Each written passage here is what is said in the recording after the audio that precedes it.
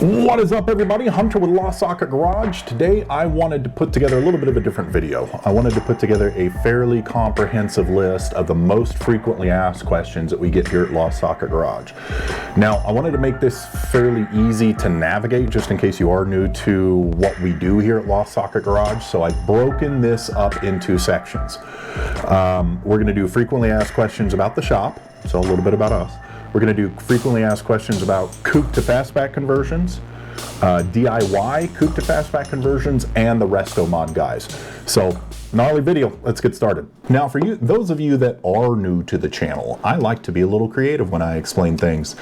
And in an effort to keep me from being long-winded like I usually am, I wanted to do this in kind of like an interview format, like I was answering the questions from someone out in the audience. Problem is, only like 9 people watch this show, so finding one of you that's willing to sit in a chair and be berated by me, it's not realistic. So I got this guy.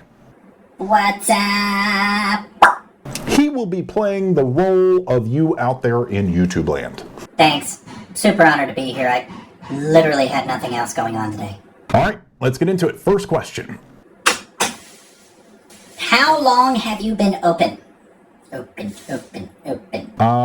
We are creeping up at about 5 years since the humble beginnings in my driveway. Time out. You opened a shop in the middle of COVID? That doesn't sound smart. Yeah, I don't want to talk about it. Next question. Okay, Mr. Sensitive. How many conversions have you done? Ballpark, we've done about 26-ish. I didn't really count to start with, so I'm not quite sure how many, but you know, it's around 25, 26, something like that. Alrighty. Where do you get your fastback metal from?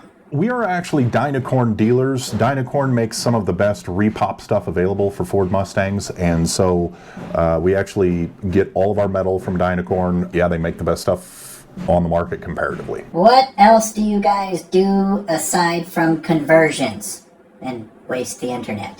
Whew, we do a lot. You know, our main service is the Coupe-to-Fastback conversion. So we do a lot of metal work. We do floor replacements. We do suspension work with Mustangs to Fear.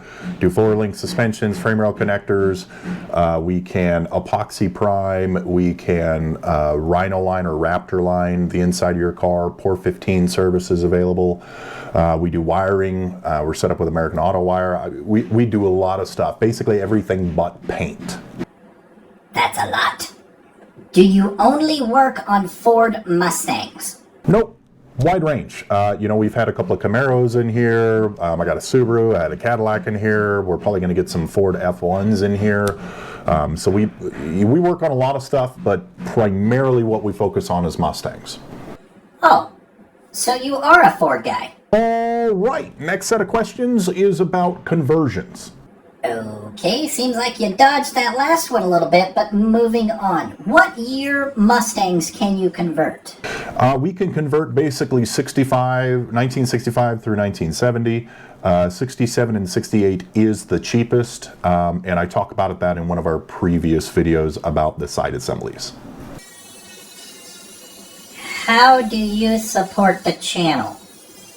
I am so glad you asked. There are 2 ways to support the channel. The first one is the easy way. Subscribe, like, comment, share it, do the algorithm stuff. That's a big help. If you want to support the shop further, we do have merchandise available. Also, you can join our community down below on YouTube or check us out on Patreon, and you get some other, you know, benefits along with that if you are one of our members.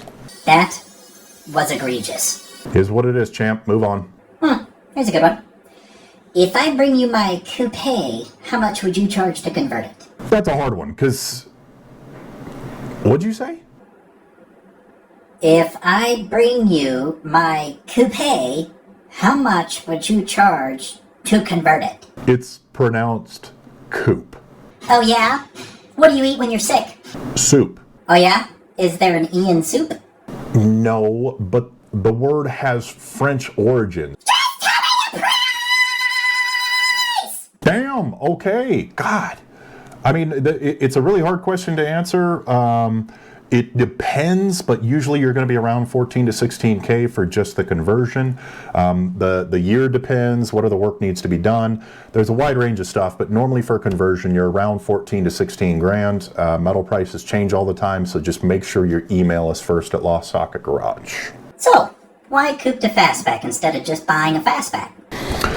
I mean, it's a solid question. Fastbacks right now, the average price of a 67 to 68 Fastback is around 57 to 60 grand, so they're very, very expensive. You can get coupes for like a few grand, spend 14 to 16 grand to get the metal work done. You know, all in all together, if you get a coupe for like 5 grand, you know, you can have motor trans, interior glass, coupe to fastback conversion done for, you know, maybe around 30 grand or 40 grand, and that's all new metal. So you save, you know, in the area of 10 to 20 grand sometimes, depending on what you're building. But again, this is an important part. Reach out to us first. I do a call with you initially to see exactly what your goals are and see what the best fit is for you. Does it bring down the value of my coupe to have it converted? Not at all. The average coupe price right now, 67 to 68 coupe price, and honestly 65 and 66 as well, is, and this is fully restored, around 23 grand. You turn it into a fastback, you know, realistically, and again, I can't go over specific figures because a car is worth what you can sell it for. But, you know, we sell coupe to fastback conversions starting at $20,000 all day just for a roller. So you will see a little bit of bump in value, most likely. If I do not have a coupe but still want a fastback, can you guys find me a donor coupe? God, these are softballs. Oh, of course we can. We have a live show every Thursday where I cover Mustang values. I look at some of the sales data, and then I go in and I find a bunch of listings for classic Mustangs and cover with you kind of what I'm looking for as far as coupe to fastback conversions, some things to look out for, and we discuss real-time values, and that happens every week. We also offer services where if we do find something for you, we can go out and take a look at it for you and inspect it for you and give you kind of like a report on it, essentially. Do you guys sell finished fastbacks? We typically don't sell finished fastbacks just because we are a smaller shop and those take a very long time to build. So we typically focus on rollers. However, we do have the ability through our different channels and the different services we offer to finish a build for you. Do you guys work with strippers? Shippers. Do you guys work with shippers? This is a hard one. This is when I get asked a whole hell of a lot because shipping a car can be really, really frustrating. I don't align myself with any shippers specifically. Typically how that works is you're going to go out there and you're going to Google search, and there's going to be some companies that pop up, and essentially what's going to happen is you're going to say this is what I need, and they're going to float it out to a bunch of hot shots. So basically they're a brokerage, and then they float it out to a bunch of hot shot drivers, and you know, they work the bids from there. So shippers are kind of hard to work with, so I don't like to align myself with one because honestly I just haven't found one that is reliable to work with consistently, and I don't want to lead you guys down the wrong path with that. So I can point you in the right direction, but we don't work with shippers specifically. So after the conversion, what else is needed to complete it as a fastback? Well, when we're done putting it all back together as a fastback, there are going to be some pieces that you cannot use from your coupe. The back seat, the rear interior panels, headliner. You'll need a fold-down seat. Now, yeah, you could use a coupe back seat in a fastback after a conversion, but it looks funky, so just get the fold-down seat. That's around $1,000. Glass, you'll need door glass with frames, and you'll need the rear glass. That's about, you know, $1,500-ish there. And like I said, you need some interior panels. You have a lot of options when it comes to interior panels. We work with a couple of companies like Mustang's Fear that specializes in that stuff. So feel free to reach out to us if you need any guidance on that. How does the process work, and what is the timetable involved? So essentially how that works is the timetable. Right now we're kind of in the midst of changing up where we're getting our parts from, etc. So part times, you know, typically it takes us like a month, I would say, a month to 6 weeks to get all of the parts. Essentially how it works is you put a down payment down for the parts, and depending on the year, that amount changes. So once we have the down payment for the parts, you're on our list. Essentially, we wait to get all the parts in. Right now, as of the filming of this, we're about 2 months out. That could change. That's why it's important to reach out to us at lostsocketgarage@gmail.com before you book your conversion, so that we can kind of talk about those timetables. But normally, once we take delivery of the car, it's going to take us about 2 to 3 weeks to finish if all we're doing is the conversion. So you're looking at a 3 to 4 month process, ballpark. Now we're going to move on to some common questions that I get from you guys trying to do a Coupe-to-Fastback conversion at home yourself. Wait. People watch your videos to learn how to do this? Yeah, a few.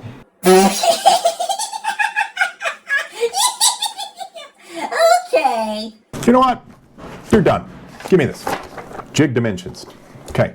Next question is about jig dimensions. I have a lot of calls about, how we built our jig. Essentially, we found the straightest coupe that we could find and built the jig kind of to suit that, essentially, with a bunch of reference measurements. We did a whole video, though, on building a jig for this. I highly recommend, if you're going to be doing this at home, to build a jig.